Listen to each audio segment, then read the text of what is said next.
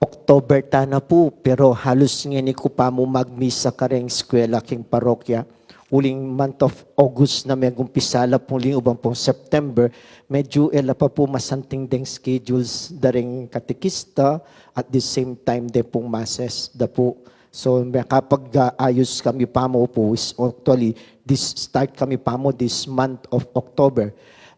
First mass ko po nandin, metong kareng eskwela ko at 8 o'clock in the morning. So niyang karas ko po ka rin, sablang isip ko at karanasan tamo, deng pengari, ang gala mong first month at yung kilub na ng eskwela. Wari na po, pwede doon banten for 1 month. After 1 month, bawal na la. Lalo na po kareng private schools. Payagan dala, pero after a month, paborenda no rin anak. Bala mo itang uling lalo na rin ang kinder, ang grade 1, first time dalungong-lungob kang eskwela, natural mo na ing meto nga pengari banten-banten nala, lalo na po rin ang kinder. Nandin po magmisa ko, magumpisa ko pa mo, pansin ko ating parents, at yula po kitang pekadulo na ng covered court. Sabi ko kay sarili ko, bala ko sang yari na ing pamagbante. Pero yung po ala ko ne, putay meto nga tao, banten at banten me. Lalo na rin ang kinder, ulitin ko po nga kakit mga latiken ng metong aside na ni covered court. O retay naman po magpatingapon eh. Ngayon kaya galang 8 o'clock, ang gaya lamang 11 o'clock, galang 12. So potang lungwan la po ding anak, at yun lang agad makasalubong ding ima. Iwari na po.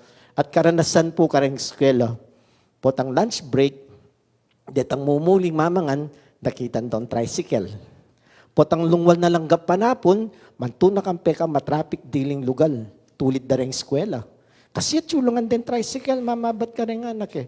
E muna naman paulyan kabuding anak mo, lalo na nung malatiya pa. Siguro nung sabihan mo, mga grade 5, grade 6 siya, pwede mo nang ibulos. Grade 1, grade 2, grade 3, nang kaya tilang service din. Sabi-sabi lang mumuli, misiping-siping bale, may itong indadakit karela. Kahit tamo po ito, lingap. Kareng kay katang kaluguran kimbye. Nabengi po niyang akit kayo ng balita at balo ko, nakal kayo makibalo na kaniti, ing mes sila ba to kaya field trip baskin Thailand na ing mete 23 out of the 23, 20 karela anak ang pong 3 teacher.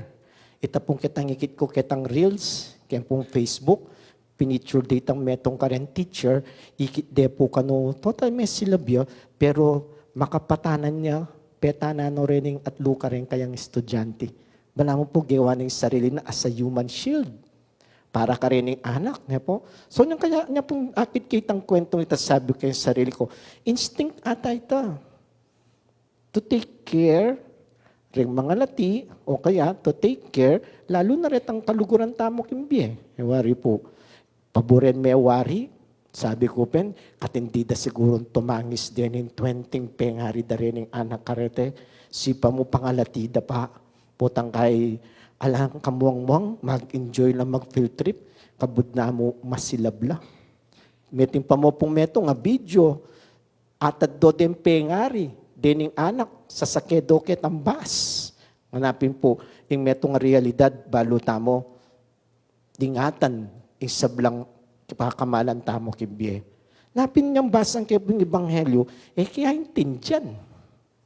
Otat din kay kang kaluguran, ibulos mo lagawan mo kanong tupa, busal da rin asong gubat. Di buri mong mipahamak. Wari po, nung talagang kaluguran mo lang, harapin po, ilawot mo kay nanumang makapahamak. Uling imbut mo na mo, dining tutubot mo nga rin, magbalik kay kang masakit talub, mimwa, o kaya manangis, uli na nungan pe mga wara karela. Pero sabi ng Jesus, kang ebanghelyo tamo, tutubot na kayo anting tupa, busal da rin asong gubat. Nino rin asong gubat?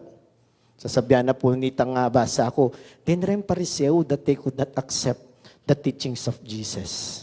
Maninaya kayo at tarapanda kayo rin yung kontrabida, kimbeyo nga napin po. Maninaya kayo at akit yula rin yung tao, anong no ka rin, da katulan ng gagawan nyo. Bala mo, inggawa ng Jesus, sasadyada kayo? Sige, munta ko ka rin. Naman po buring sabihan nitang alayang masabal. In reality nga ko pimpo, kaluguran na lang, uling eya po sugar coating ing pamanukiking gino. na sinabi ka rin kayang alagad, ay basta tuki kayo kanako, okay, manyaman ng biye, minawa kayo, mikwalta kayo, kabaliktaran nga ta, ngarapin po. Uling the reality is, bala mo papalad na ning ginukarela, nung nano ing buri ng talagang sabyan ning pamanuki, pamagsadya keng masakit, pamagsadya keng masakit kimbiyata mo. At itaping binya ng kareng alagad, wapin naman niya minsan po tang dinalang kang masakit at masakit kembye mo, ning kay it becomes a learning experience. Napin din ng alagad, nung mag-fast forward tamo po, they could easily accept itapong suffering, uling tiro na lang Jesus. Pepakit na ng Jesus karela, at peparamdam na ng karela, imbeyatan, pero makabaldugan, ing masakit, pero ngarapin pong sasabi, manyaman uling balon mo, indaraptan mo diyang masakit, iniing kaburyanan itang kaluguran mo, tikyan mo, keng kekambye, iniing pepawagan na para keka. Hanapin po nining metong nga Santo Saint Basil, tungkol po kanining experience na sasabihan na po, ing maya papastula na naman paborendeng kayan tupa. At din tinubod na aling kayan tupa. No kapilan man paboren, nga na po sasabi. Buri na sabihan, magkasakit, manasakit laman, nga na po, potanlawen tamo, ing ginu, panaya pamurin at yu, panaya pamurin mantabe karela, pasik nangan, at pakilala, ing tunay ng kabaldugan ng pamanuki. Tutuki kaya uling yakabis, mo kuling manyaman, tutuki ka uling balo mo kaya sarili mo, manyaman niyang masakit kembye. Tingko po meto nga maburing kakanan potang karaskeng asan. Ita pong ausandang sweet and sour. It is sweet yet it is sour. Nga napin po. Potang piyabe mo rin nga dua. May intindihan na lasa. Pero ni kanyamang kanan. Potang ibili me kaya asan nga rapin po. Maslam-slam yang mayumuyumo. Sweet ya and sour ya. Bala mo our life is like that. It is sweet because we are following Jesus. It is sour because we will experience difficulty. Karentaong makaintindi. Karentaong buring masakit. Sigurado mong pasakitan da ka. Uling para karela, aliwa dapat itaimbye. Pero king ginu, o yan po'y masanting ng papalad kaya katamo. Imbye, apawaganan ng ginu, kaya katamo, beya anong no ka rin, pagsadyan tamo, ing nanuman mabayat at masakit.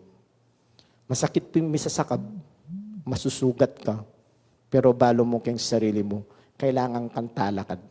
Pagpagan may tang may sugat, pakayapan may, kay ba't lumakad kang pasibayo.